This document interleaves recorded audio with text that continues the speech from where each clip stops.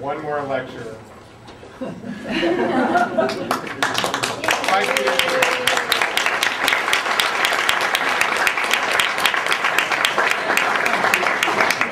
Been a fabulous semester of these opportunities, and I think that all of us who've been here for the semester-long part of this have really enjoyed these opportunities and are looking forward to this one. Okay, so I am going to just remind everybody we have a reception immediately following. Please join us for a chance to spend a little bit more time with Peter after this amazing lecture, and I'm going to turn it over to Dr. Steve Goldinger, who will do our introduction for the session. Thank you very much. And thank you all for coming. It is definitely a bittersweet honor to introduce today's last lecture of the year. For my friend and colleague, Peter Killeen, who's been here for me since I arrived at ASU. Peter, however, arrived at ASU considerably before I did. Peter came to ASU in 1968. When yours truly was 3 years old.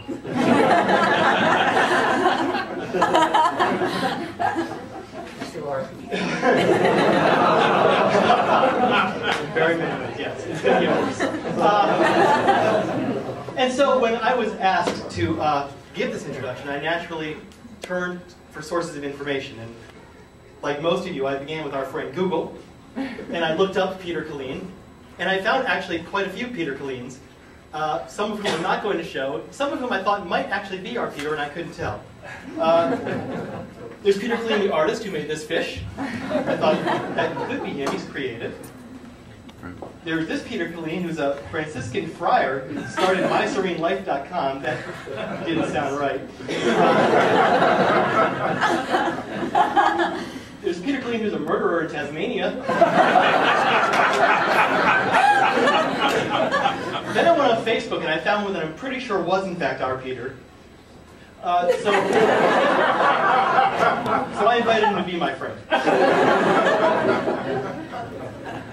I didn't get a great deal of information off Google. So I contacted Peter himself and asked him to please send me his CV. And Peter has an interesting sort of way with email. He treats people who are emailing him like pigeons in a box. And you actually have to get just the right sequence of keys before you So I wrote to Peter and asked him for his CV, and he wrote something back like, "Ha ha! That's reminiscent of the conundrum of Persephone." I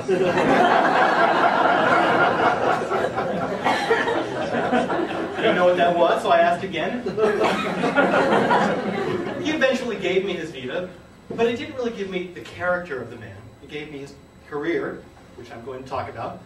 But in desperation, I turned to our friend who can't be with us here today, Jay Braun. And Jay has been good friends with Peter for a long time. Jay was chair when I first came to ASU. And Jay wrote me some notes, what he would say if he were giving the introduction. And I read it, and my jaw dropped a little bit. But I picked and chose some of the best parts, which I thought I would share with you, because I figured in Jay's absence, somebody should do it. And here's what Jay said about Peter. I'm not going to try to imitate him. I should begin by confessing that I've been jealous of Peter ever since I met him in 1973, when I came to ASU for my job interview. He had a nice little house with a garden in the back, where he grew more than tomatoes, nudge, nudge. This is Jim. He also has an intelligent and gorgeous wife. When I got to know Mary Killeen, I thought to myself, Peter must be rich or something. Anyway, Peter had incredible enthusiasm for experimental psychology and an exceptional intellect. It was evident that he had tremendous graduate training at Harvard with his mentors, B.F. Skinner and S.S. Stevens. It was also evident that Peter was really, really smart. It always helped me to think of Peter's intellectual gifts as somewhat nerdy. I imagined him as a 12-year-old boy, sitting around with his buddies having a discussion about measuring, oh, I don't know, the length of something. His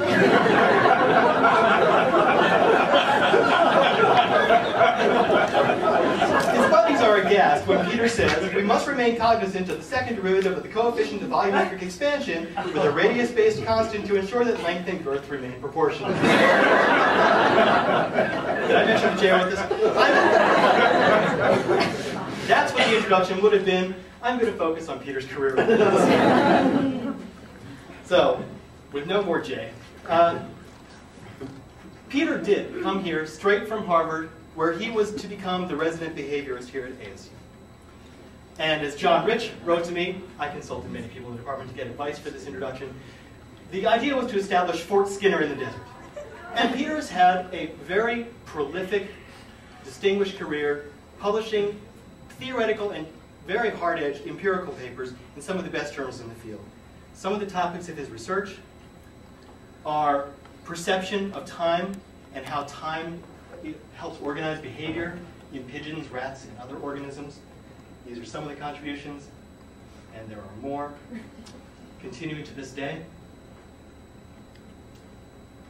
Because Peter did work with Skinner, a great deal of his research has dealt with the principles of reinforcement, which is still a hot topic.